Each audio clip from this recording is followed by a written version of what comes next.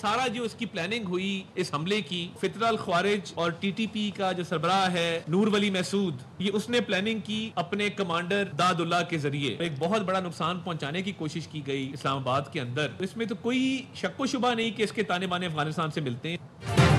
اسلام آباد خودکش حملے کی منصوبہ بندی افغانستان میں موجود نور ولی محسود نے کی۔ تحریک طالبان افغانستان نے کل عدم ٹی ٹی پی کے ساتھ مل کر خودکش حملہ کیا۔ سیکیورٹی سخت ہونے کی وجہ سے حملہ آور ہدف تک نہیں پہنچ سکے۔ وزیر اطلاعات عزت طاہر کی نیوز کانفرنس بتایا ساجد اللہ عرف شینا افغانستان سے تربیت یافتہ اور خودکش بمبار کا ہینڈلر تھا۔ اسی نے محمد زالی اور کامران خان کو ہائر کیا۔ حملہ آور عثمان شنواری ننگرہار کا رہائشی ہے۔ ساجد اللہ اور عثمان شنواری مل کر مختلف مقامات کی ریکی کرتے رہے۔ ساجد اللہ، کامران خان، محمد زالی اور شاہ منیر پکڑے گئے ہیں۔ وزیر اطلاعات نے ساجد اللہ عرف شینا کا اعترافی بیان بھی دکھایا۔ داد اللہ تحریک طالبان میں کمانڈر تھا، اس کا رہائی وہ باجوڑ سے تعلق رکھنے والا تھا۔ اس نے ہمارے کو باتیں سنایا اور ہمیں اپنے ساتھ بیعت پر مجبور کیا۔ اس کے گھر میں جانے کے بعد اس نے ہمیں کہا کہ اسی طرح بندہ جو خودکش بمبار کرے گا اور جیکٹ ہم بھیجیں گے وہ اس کو پہنانا ہے۔ افغانستان میں مقیم باجوڑ کے رہائشی داد اللہ نے ہمیں خودکش حملے کی پلاننگ سے آگاہ کیا۔ اسی نے پشاور کے قبرستان میں خودکش جیکٹ پہنچائی۔ خودکش جیکٹ اسلام آباد میں راجپوت سینٹر کے قریب نالے میں چھپائی گئی۔ مجھے پیغام دیا گیا کہ آپ کے پاس عثمان نامی خودکش حملہ آور آئے گا۔ حملہ آور میرے پاس آیا جو 1-2 دن میرے ساتھ رہا۔ ملزم ساجد اللہ کا اعترافی بیان، کہا محمد زالی نے بلا کر کہا عثمان نے ہمیں G11 کی لوکیشن دی ہے۔ عثمان کو ہم نے خودکش جیکٹ دی اور وہ اسلام آباد کچہری چلا گیا۔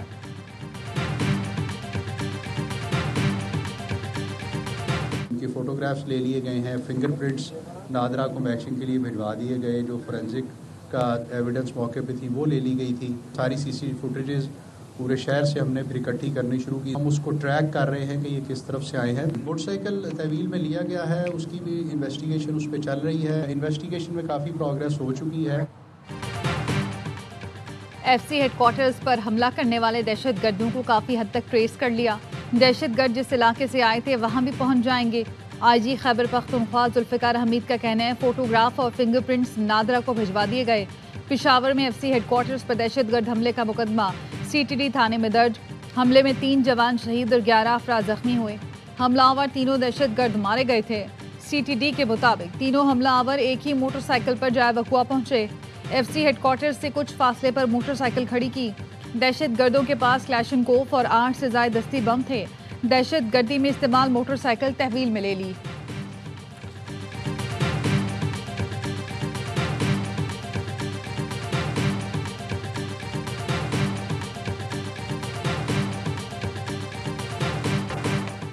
سیکیورٹی فورسز کا بنو میں انٹیلیجنس بیسڈ آپریشن، 22 خارجی دہشت گرد جہنم واصل۔ ISPR کا کہنا ہے سیکیورٹی فورسز نے بھارتی پراکسی فتنہ خوارج کے دہشت گردوں کی موجودگی کی اطلاع پر کارروائی کی۔ خارجیوں کے ٹھکانے کو مؤثر انداز میں نشانہ بنایا گیا۔ صدر، وزیر اعظم اور وزیر داخلہ کا سیکیورٹی فورسز کو خراج تحسین۔ صدر مملکت نے کہا بھارتی پشت پناہی میں سرگرم خوارج کا قلع قمع ریاست کی اولین ترجیح ہے۔ وزیر اعظم شہباز شریف نے کہا عزم استحکام ویژن کے تحت سیکیورٹی فورسز بڑی کامیابیاں حاصل کر رہی ہیں۔ وطن عزیز سے ہر قسم کی دہشت گردی کے خاتمے کے لیے پرعزم ہے۔ محسن نقوی نے کہا فتنہ ہندوستان اور ان کے سہولت کاروں کو کہیں بھی چھپنے نہیں دیا جائے گا۔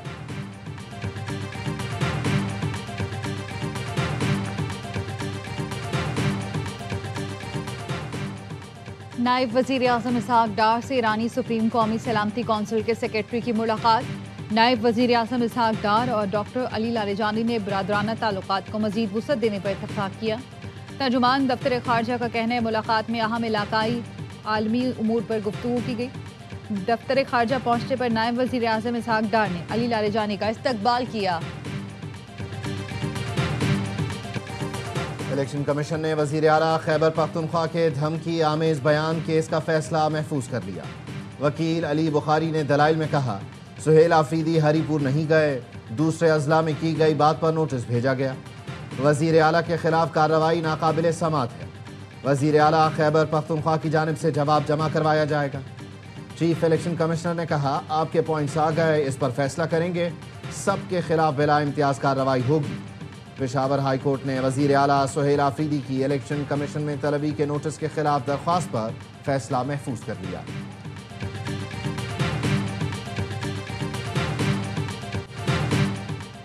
کوئی غلط بات کی، نہ ہم سے کوئی غلطی ہوئی، جواب جمع کرائیں گے۔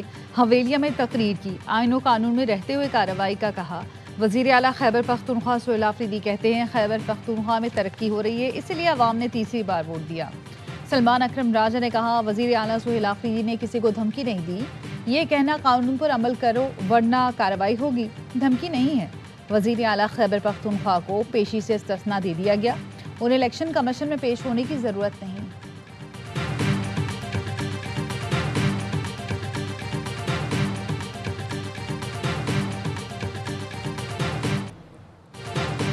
بانی پی ٹی آئی کا ایکس اکاؤنٹ جیل سے نہیں چلایا جا رہا، ان کا ایکس اکاؤنٹ جیل کے باہر سے کوئی آپریٹ کر رہا ہے۔ سپرنٹینڈنٹ اڈیالہ جیل نے ایکس اکاؤنٹ جیل سے آپریٹ ہونے کی تردید کر دی۔ بانی پی ٹی آئی کا اکاؤنٹ بند کرنے سے متعلق کیس میں اسلام آباد ہائی کورٹ میں جواب جمع کروایا کہ بانی پی ٹی آئی کو جیل میں موبائل اور انٹرنیٹ کی سہولت دستیاب نہیں، وہ سخت سرویلنس میں ہیں، ان کو صرف جیل رولز یا عدالتی احکامات کے مطابق ہی سہولتیں میسر ہیں۔ سپرنٹینڈنٹ اڈیالہ جیل نے موقف اپنایا، بانی کی سیاسی ہدایات نے ماضی میں کئی موقعوں پر معاشرے میں تشدد کو ہوا دی ہے۔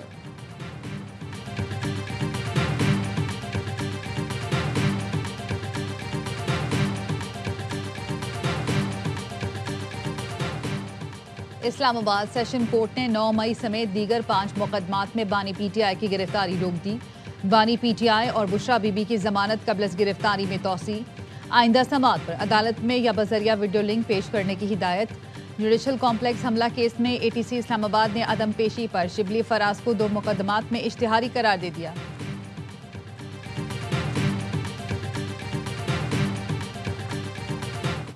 الیکشن ہوا ہی نہیں ہے، الیکشن ہوتا ہے ووٹر سے، ووٹر تو آئے ہی نہیں۔ اگر 20% سے کم ہو لوگوں کی حاضری، پھر وہ الیکشن نہیں گنا جاتا ہے۔ یہ تو اناؤنسمنٹ کرتے رہے ہیں، لوگ آئے ہی نہیں ووٹ ڈالنے۔ ووٹر اگر 20% سے کم ہو تو وہ الیکشن ہی نہیں ہوتا۔ چودھری پرویز الہی کا کہنا ہے الیکشن تو ہوا ہی نہیں، یہ بلاتے رہے لیکن لوگ ووٹ ڈالنے ہی نہیں آئے۔ لاہور کی عدالت نے چودھری پرویز الہی سمیت دیگر کے خلاف منی لانڈرنگ کیس کی سماعت 18 دسمبر تک ملتوی کر دی۔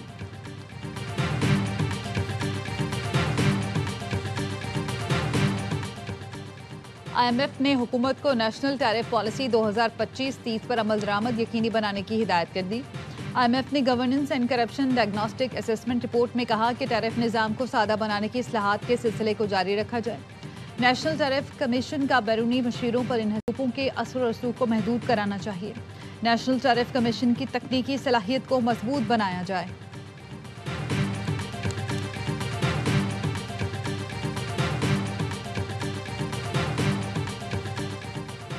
چیئرپرسن فریال تالپور کی زیر صدارت قائمہ کمیٹی برائے داخلہ کا اجلاس۔ آئی جی سندھ نے بتایا 9,810 ایف آئی آر کے تحت 12,623 منشیات فروشوں کو گرفتار کیا گیا۔ فریال تالپور نے کہا منشیات سے ہمارے بچے تباہ ہو رہے ہیں، منشیات فروشوں کے خلاف زیرو ٹالرنس کی پالیسی ہے، منشیات فروشوں کے خلاف سخت کریک ڈاؤن کریں، سندھ میں قبضہ مافیا کسی صورت قبول نہیں۔ اس وقت امن ہمارا سب سے بڑا مسئلہ اور پہلی ترجیح ہے، امن بحالی کے بغیر ترقی اور خوشحالی ممکن نہیں۔ وزیر اعلیٰ کے پی سہیل آفریدی کی محمد کے عمائدین کے وفد سے ملاقات میں گفتگو، کہا انضمام کے وقت 10 سال کے لیے 1,000 ارب روپے دینے کا وعدہ پورا نہیں کیا جا رہا، صوبائی حکومت کے اربوں روپے کے بقایا جات اب بھی وفاق کے ذمہ واجب الادا ہیں۔ عمائدین نے کہا ہم امن اور صوبائی حقوق کے حصول کی جدوجہد میں وزیر اعلیٰ کے ساتھ کھڑے ہیں۔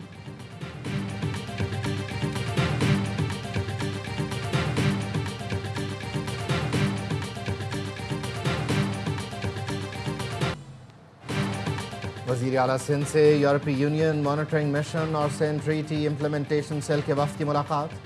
مراد علی شاہ نے یورپی یونین کے ساتھ جی ایس پی پلس پارٹنرشپ کو اہم قرار دیا، کہا سندھ حکومت جی ایس پی پلس کی تمام شرائط پر شفاف، مؤثر اور تیز رفتار عمل درآمد کی پالیسی پر قائم ہے۔ 27ویں بین الاقوامی کنونشن پر عمل درآمد کے لیے سندھ کا ٹریٹی امپلیمنٹیشن سیل فعال کردار ادا کر رہا ہے۔ سندھ برآمدی صنعتوں کا مرکز ہے، GSP+ کا تسلسل روزگار با اختیار خواتین اور غربت میں کمی کے لیے ضروری ہے۔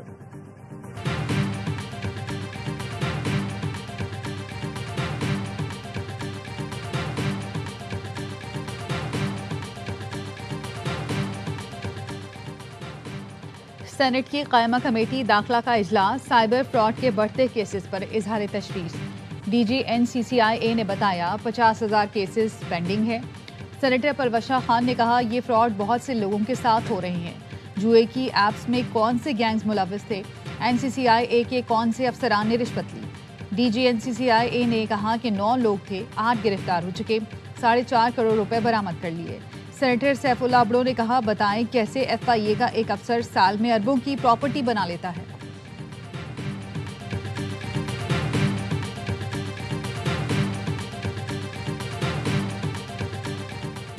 کوہستان کرپشن اسکینڈل کیس میں احتساب عدالت پشاور نے ملزم مشتاق کو جوڈیشل ریمانڈ پر جیل بھیج دیا۔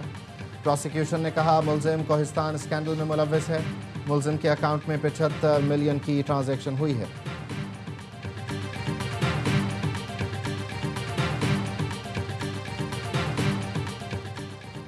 محکمہ ریونیو بلوچستان میں 1 ارب 80 کروڑ روپے سے زائد کی مالی بے ضابطگیوں کا انکشاف۔ آڈٹ کے دوران 1 ارب 42 کروڑ کے اخراجات میں بے ضابطگی پائی گئی۔ مختلف کمپنیوں کو 5 کروڑ 87 لاکھ سے زائد کی اضافی ادائیگیاں کی گئیں۔ ٹیکسوں اور ڈیوٹیز کی مد میں 31 کروڑ 50 لاکھ کی وصولی نہیں کی گئی۔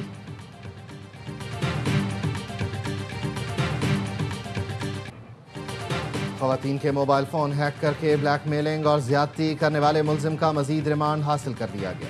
پولیس کے مطابق ملزم سمیر کے موبائل فون سے 400 سے زائد ویڈیوز بھی ملی ہیں۔ ملزم نے موبائل فون ہیک کرنے کے لیے لاہور کے شہری سے 5,000 روپے میں ایک لنک خریدا تھا۔ ملزم سوشل میڈیا پر لنک بھیج کر موبائل فون یا ID ہیک کرتا تھا۔ ملزم سے تفتیش کے لیے خصوصی ٹیم تشکیل دے دی گئی ہے۔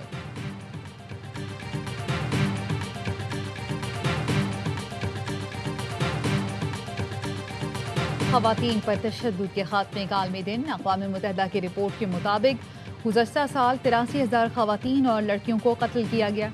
60% خواتین کو ان کے قریبی ساتھیوں یا خاندان کے ارکان نے ہلاک کیا۔ صدر آصف زرداری نے پیغام میں کہا خواتین پر تشدد انسانی حقوق کی سنگین خلاف ورزی ہے۔ خواتین کو معاشی طور پر خود مختار بنانا ضروری ہے۔ وزیر اعظم شہباز شریف نے کہا حکومت خواتین پر تشدد کی روک تھام کے لیے سرگرم ہے۔ وزیر داخلہ محسن نقوی نے کہا خواتین پر ہر طرح کا ظلم روکنا اجتماعی ذمہ داری ہے۔ خواتین کی سلامتی کے بغیر کوئی ریاست انصاف کا نظام تشکیل نہیں دے سکتی۔ Chairman peoples party Bilawal Bhutto نے کہا خواتین پر تشدد انسانی وقار پر حملہ اور معاشرے کی اخلاقی ناکامی ہے۔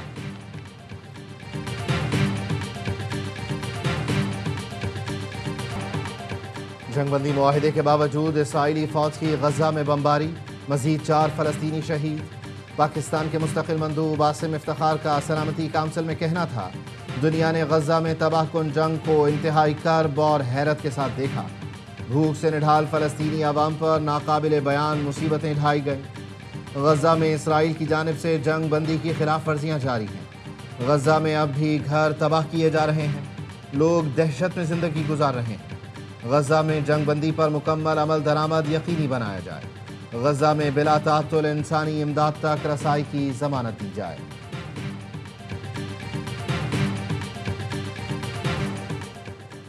مسلمانوں کے خلاف تعصب اور ہندوتوا سوچ سے مقبوضہ کشمیر کی جامعات بھی محفوظ نہیں۔ BJP کا دعویٰ ہے مقبوضہ کشمیر کی جامعات ہندوؤں کے چندے سے چلتی ہیں، اس لیے ان میں مسلم طلبہ کو داخلہ نہ دیا جائے۔ داخلہ اسے ملنا چاہیے جسے ماتا سے عقیدت ہو۔ جامعہ کی 50 نشستوں پر 42 مسلم طلبہ کامیاب ہوئے تھے۔ BJP نے امیدواروں کی فہرست مسترد کر دی اور اس کے خلاف میمورینڈم گورنر کو بھیج دیا، جس میں وشنو دیوی یونیورسٹی میں تمام داخلوں کو ہندو طلبہ کے لیے مخصوص کرنے کا مطالبہ کیا گیا۔ اقوام متحدہ کے ماہرین کا پہلگام حملے کے بعد مقبوضہ کشمیر میں بھارتی کارروائیوں پر شدید تشویش کا اظہار۔ اقوام متحدہ دفتر برائے انسانی حقوق کے مطابق حملے کے بعد مقبوضہ کشمیر میں ہزاروں افراد کی بڑے پیمانے پر گرفتاریاں ہوئیں۔ متعدد کشمیریوں کو بغیر الزام اور ٹرائل حراست میں رکھا گیا۔ اقوام متحدہ نے مبینہ اجتماعی سزا کے طور پر گھروں کی مسماری اور جبری بے دخلی کو بنیادی حقوق کی سنگین خلاف ورزی قرار دیا۔ ذمہ داروں کے احتساب اور تمام من مانی حراستوں کے خاتمے کا مطالبہ کیا گیا۔ سیکیورٹی خدشات کے باعث اسرائیلی وزیر اعظم کا دورہ بھارت منسوخ۔ اسرائیلی میڈیا کے مطابق نتنیاہو کو دسمبر میں بھارت کا دورہ کرنا تھا، تاہم اب وہ دورہ منسوخ کر دیا گیا۔ فیصلہ نئی دلی میں 2 ہفتے پہلے ہونے والے دھماکے کے بعد کیا گیا۔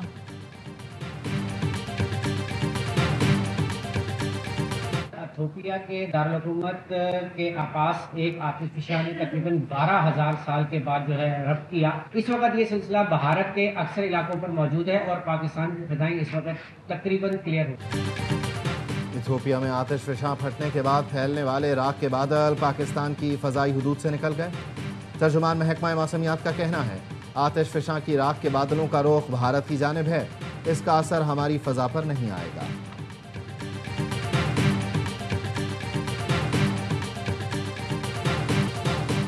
ملک کے بالائی علاقوں میں سردی رنگ دکھانے لگی۔ اسکردو میں درجہ حرارت -10 اور گلگت میں -6 تک گر گیا۔ کوئٹہ کا درجہ حرارت -4 تک جا پہنچا۔ چند روز کے دوران شمالی علاقوں میں درجہ حرارت میں مزید کمی کا امکان۔ پنجاب اور خیبر پختونخوا کے میدانی علاقوں میں دھند کی شدت میں اضافہ متوقع۔ ٹرائی سیریز کے فائنل میں پاکستان سے کون ٹکرائے گا؟ سری لنکا اور زمبابوے کے درمیان اہم میچ آج کھیلا جائے گا۔ زمبابوے جیتا تو سری لنکا باہر، آئرلینڈرز کو ہر صورت جیت درکار۔ بڑے مارجن سے کامیابی بھی سری لنکا کی فائنل میں رسائی کا امکان روشن کر دے گی۔ زمبابوے نے سیریز کے پہلے گروپ میچ میں لنکن شیروں کو آؤٹ کلاس کیا تھا۔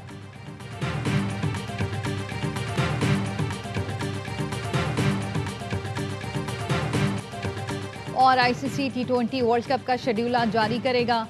کرک انفو کے مطابق پاکستان کو بھارت، امریکہ، نیمیبیا اور نیدرلینڈز کے گروپ میں رکھا گیا۔ پاکستان اور بھارت کا مقابلہ 15 فروری کو کولمبو میں ہوگا۔ ایک سیمی فائنل ممبئی، دوسرا کولکتہ یا کولمبو میں ہوگا۔